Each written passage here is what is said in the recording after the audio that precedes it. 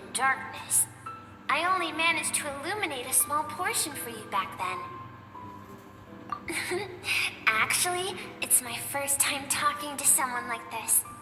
I only managed to break free and bring you here because the injury weakened her power. I guess that's why I can speak again, too. Call it fate, if you want. I think that's the word they use in this world for lucky coincidences like this, right? Now, before I take you to her, I gotta ask.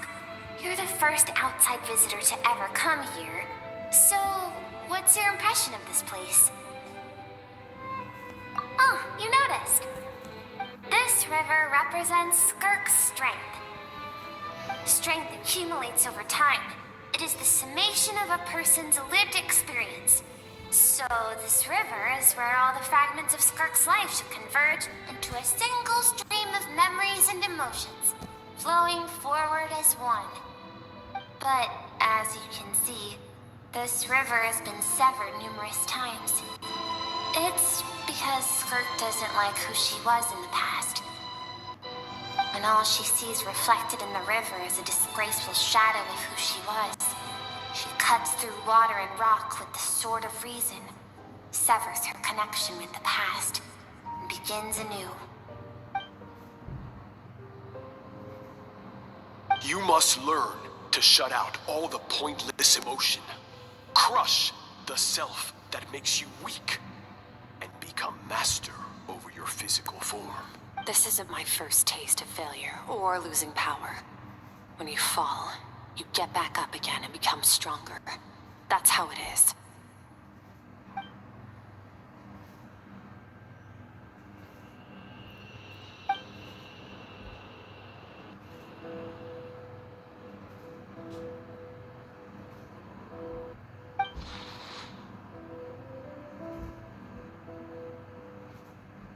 The answer to one mystery invites another question, I see. Let's follow the river upstream. There among the cliffs, among the memories etched into her heart, lies the truth of it all. Soon, you'll understand everything.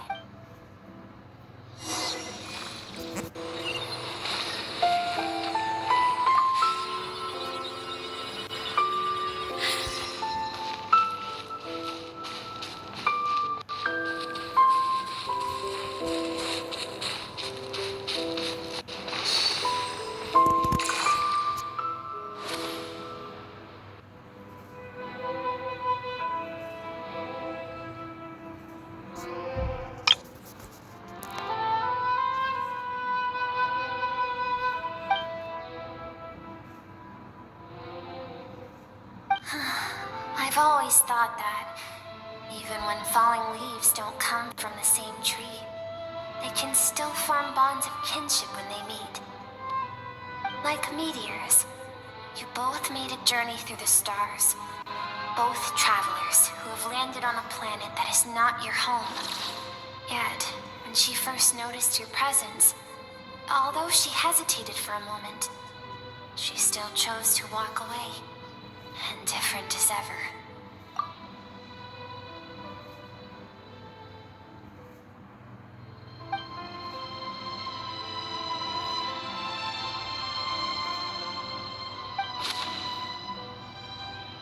Seems like you've answered your own question.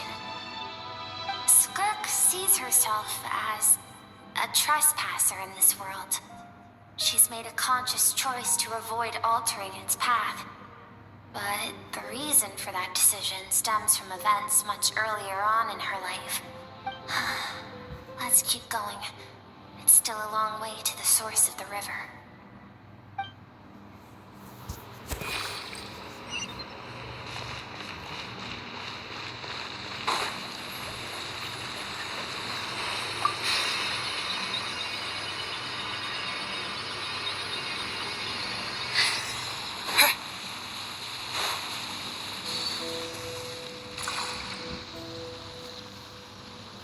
Now have what it takes to wield immense power. From this day forth, I shall teach you no more. No one can become a worthy warrior through imitation alone. I have given you fangs and claws. Now, you must learn to hunt. You wish me to travel the world beyond on my own, Master? Indeed. Make new friends. Embark on your own journey. And piece together a new future from the shattered remnants of your past. We will still have contact through the abyss. But know this. One day, I will take the life you worked so hard to rebuild and reduce it to ashes. Just like the fire that haunts your mind.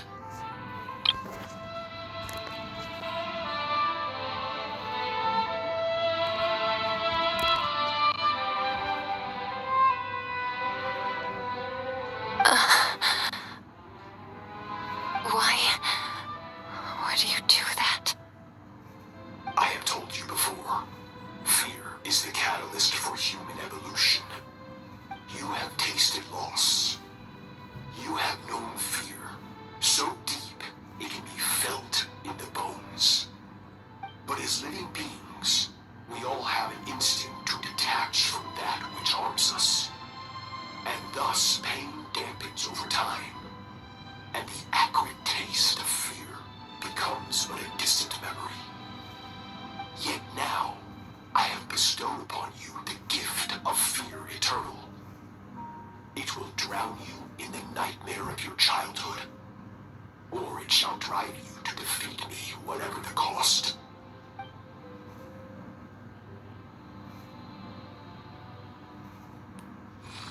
That is what Skirk's master, the foul Sertologi, looked like at one point in time. Of course, as a higher being, physical form is a triviality to him. He could appear as a beast, a human, or even a monster that defies description. The form you see him in here, clad in abyssal armor, is the one he usually wears when traveling through the stars.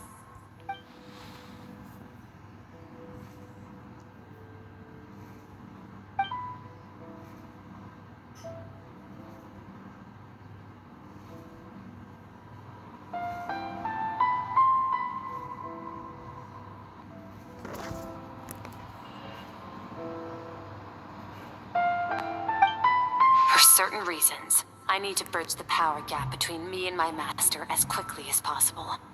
But first, I need to understand the source of his strength.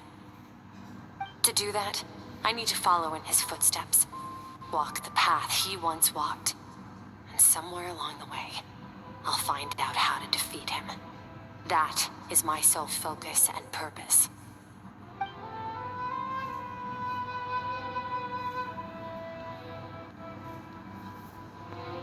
I'll let you in on a little secret.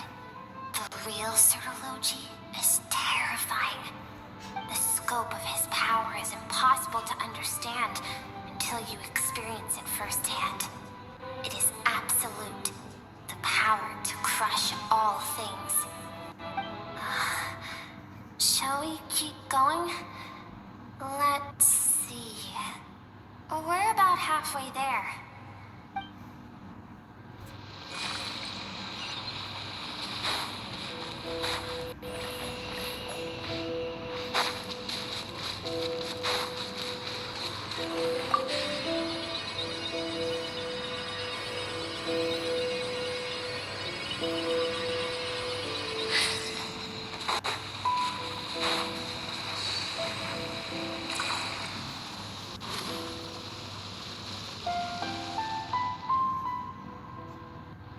We've made it quite a ways already. This is Skirk, when she first began training under Sertologi. I have set your broken wrist. Tomorrow, you're to train twice as hard. No tears this time. Good. Attempting to garner sympathy through tears is a habit of the weak. A pitiful, useless ploy. Can I ask a question, Master? Why did you save me? I keep thinking, maybe it would be better if I had died. I wouldn't be haunted by that fire all the time. I wouldn't have to go on like this.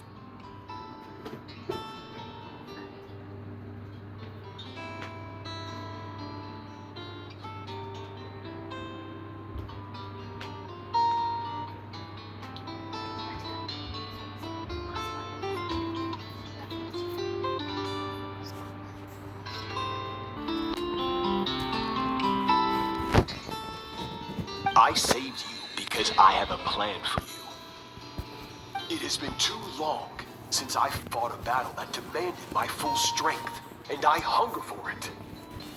Every so-called genius and prodigy I have faced has crumbled like sand underfoot. Before me, even fate bends the knee. So, I will teach you everything I know. Train you by whatever means necessary, in the hope that one day, you might surprise me. But I don't want to draw my sword against you, Master. What you want matters little. Among the boundless sea of stars, the cries of the weak are but faint murmurs that disappear into the void. You of all people know that well. Yes, Master. From that day forward, all she knew was grueling training, emptiness, and fatigue. After some time, her talent bloomed, and she gained control over her emotions, like her master. How should I put it? It was not that human emotion disappeared from her heart, but that reason came to dictate all she was allowed to feel. I suppose it was at this point that she became the Skirk you know today.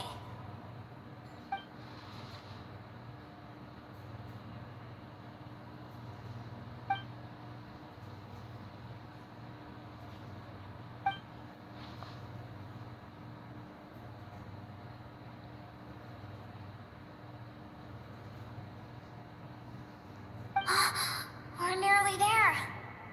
I almost don't want to reach the end. Well, shall we? This is the final stretch.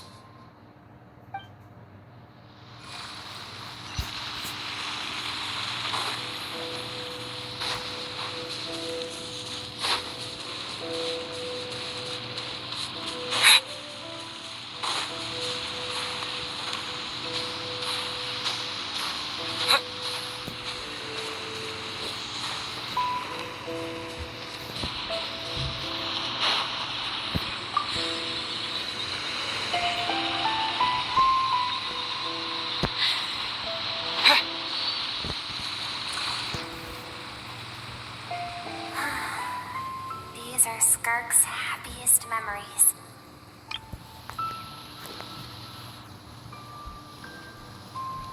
What a simple and carefree time it was. Wisps of clouds dotted the sky. The sun bathed everything in golden light.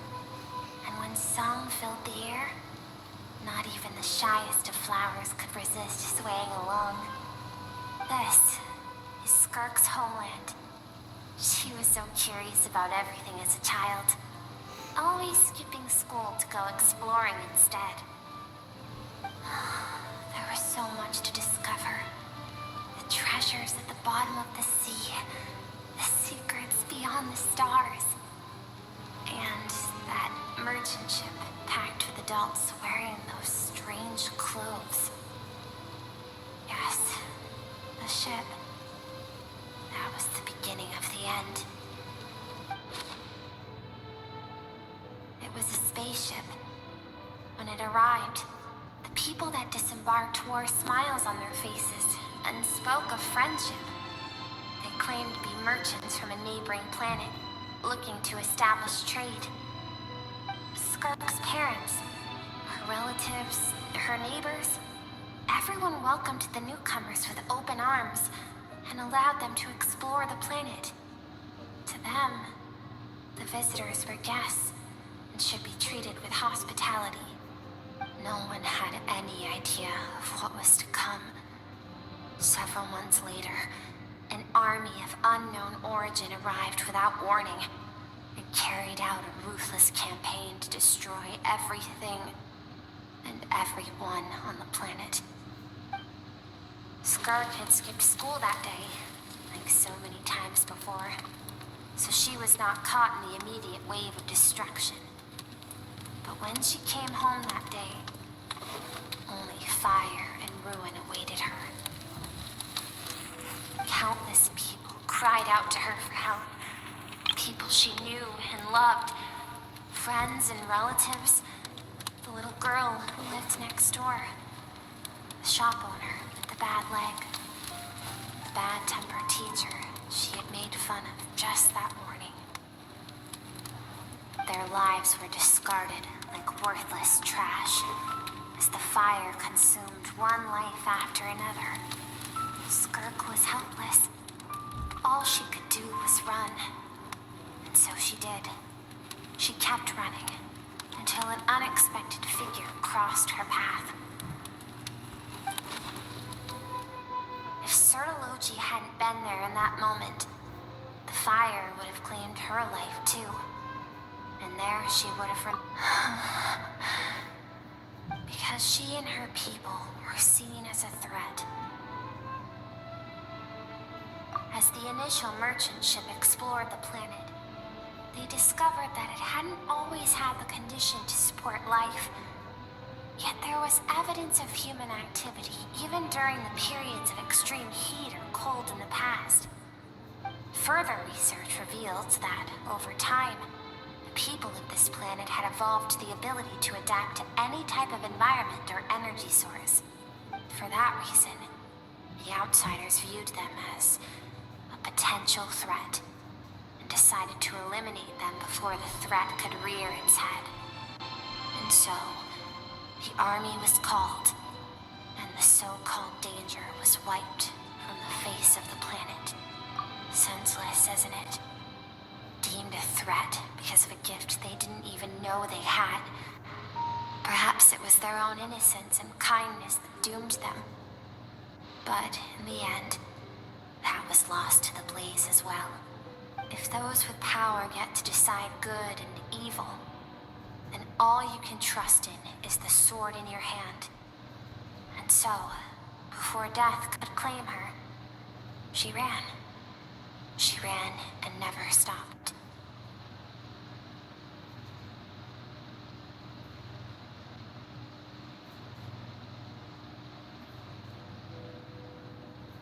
No one wants to relive their most painful moments. Well, that brings us to the end of the story. This is as far as we can go. Skirk is waiting over there. For both of us. Let's go to her. It's time to fulfill my purpose.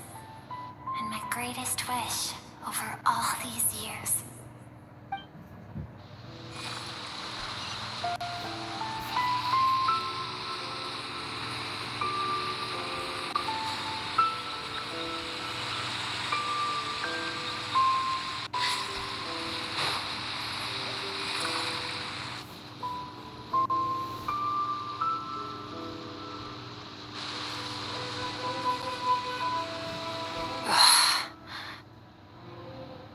So all this, just so you could bring him here. I have things to say to you. Well, to me.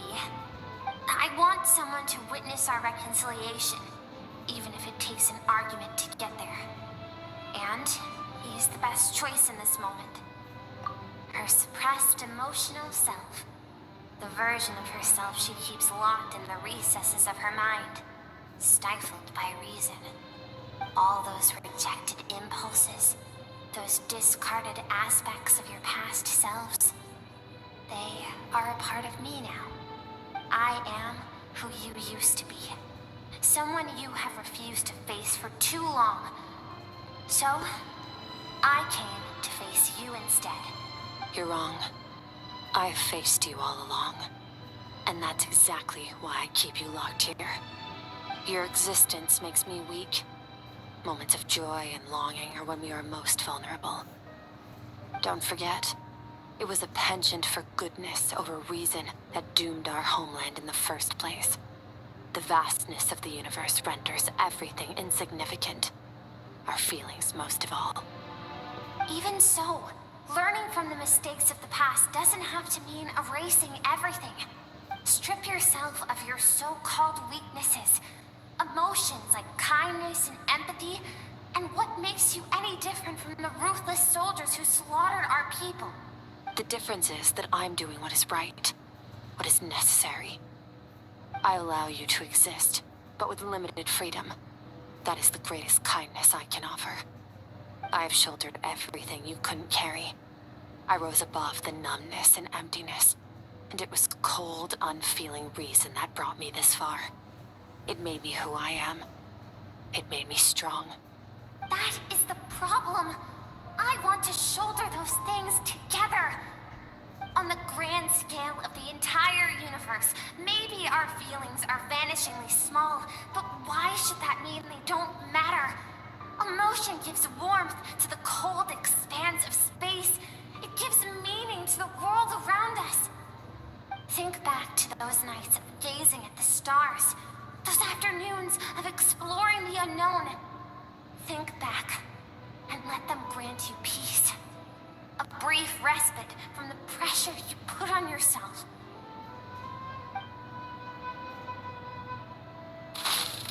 That isn't what we need.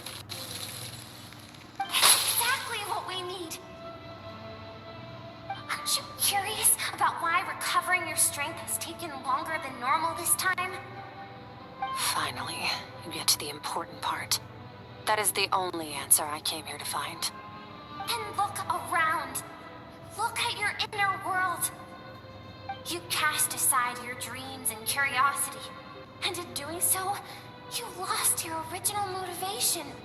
You severed all connection to who you used to be, so you can no longer draw strength from your past.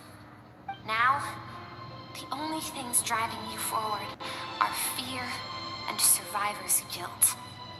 But these cannot take you far enough. And so, this river, the source of your strength, grows more polluted by the day. And you think that means I should seek help from a weak little thing like you?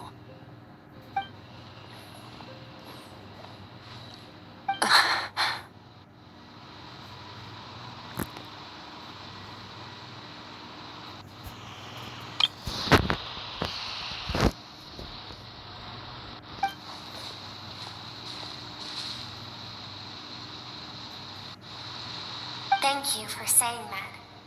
I knew bringing you here would be the right choice. To be honest, I'm not here to argue with you. This isn't about who's right or wrong. And in fact, I agree that in order to make it through the wake of that tragedy, we had to distance ourselves from the pain through reason over emotion. But what is right at one point in time isn't always right forever. I know you will never forget that fire. I know the fact that you were the sole survivor fills you with guilt. And I know that among the voices that haunt you, mine is there too. Because deep down, you know that you didn't turn out to be the person you wanted to be.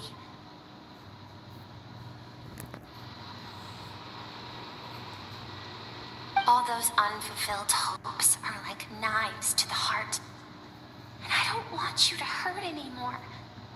So even if you can't accept me, I hope, at least, that you can let go.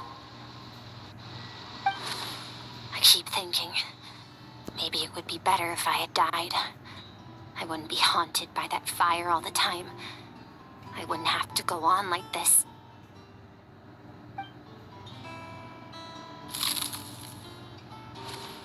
Your dad and I, we're not afraid to stare death in the face, but we need you to survive.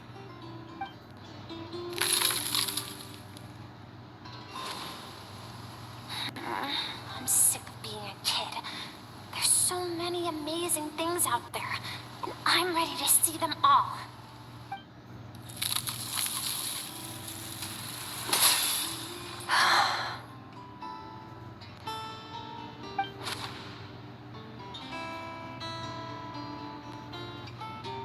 I remember. There was a song Mom and Dad always sang when we went out to fetch water. Dancing water. The sand along your path is begging for your song and movement. Will you carry this burden with you on your journey? I am not the dancing water, and you are not the burdensome sand. But if this is your wish, then I will carry you with me until the end.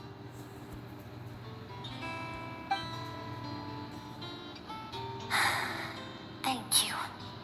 I should be thanking you.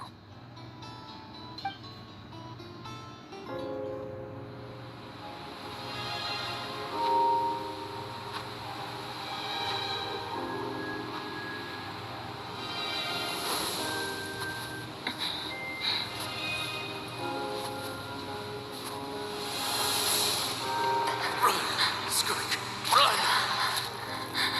Remember, leave no one alive! Heed my words, Skirk. Let fear take root in your soul. Did you survive? Why was it only you? Skirk, did you become a positive light in this world?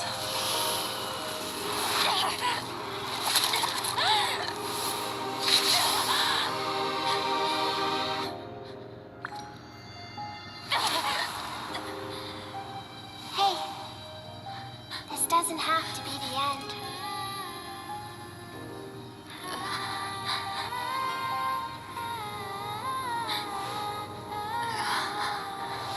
Life is a gift. Don't let darkness claim it.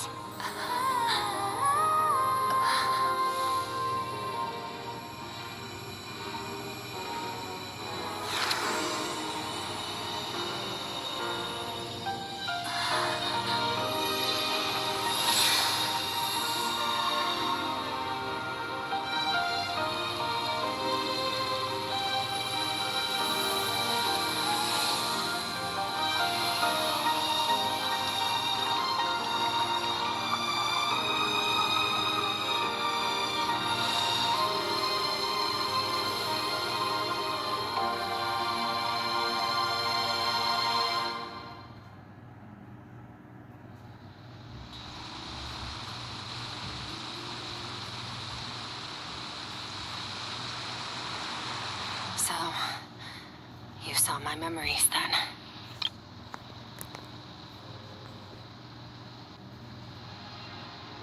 I once asked my master if survival of the strongest was the law of the universe.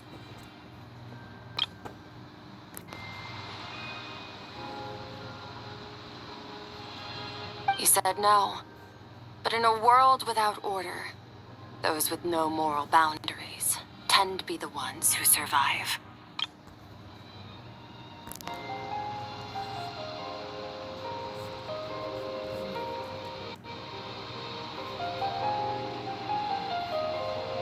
That's why, after hearing his answer, an idea came to mind. An idea that, one day, I would create a new world order. One in which there would never be another tragedy like that fire. One in which power was not the law of the land. But that means I must defeat him. Because my master, Sertolochi, is, at the core, a defier of all rules and order.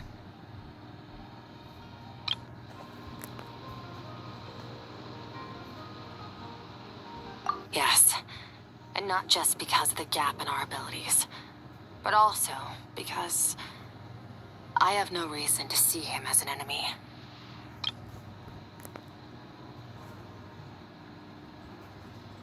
Although his decision to train me was not made out of kindness, he did everything a master should. He saved my life, taught me the sword and the principles of strength. And for that, I respect him. I know, and it's not something I want. But Master never goes back on his word. I have to treat everything he says as a promise.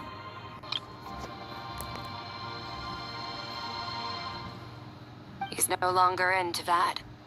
but he sends me messages through the abyss every now and then. Every time I hear from him, my heart skips a beat. And I wonder if this is the moment where he'll finally appear before me and tear down everything I've built to pieces. Maybe that means I do live in eternal fear, just like you said. Yes, I respect him, but I'm also afraid of him. And for that reason, the pursuit of strength consumes every moment of my life. I don't know what Master has planned, but I have to be ready. Help me.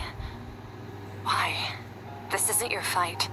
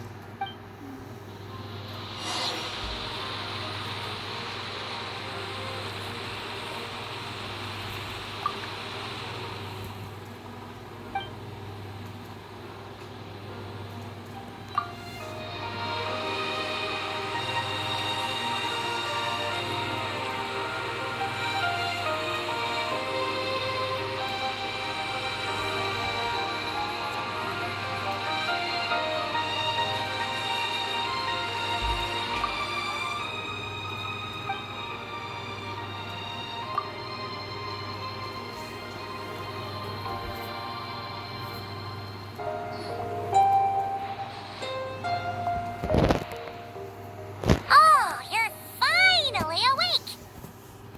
Honestly, Paimon was gone for like 2 seconds and then she comes back and finds you both unconscious?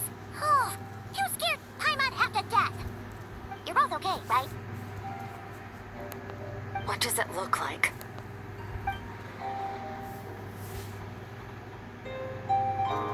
Only water from the source can cleanse the rot and filth that flows from the past into the future.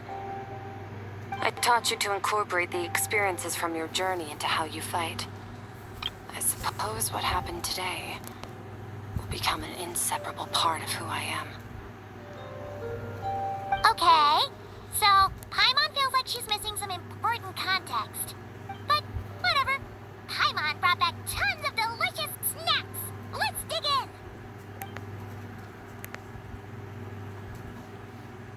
All right. It's about time we finished what we started. We're gonna deal with this thief for good, right? This time, I'm not going to tell you to hold back.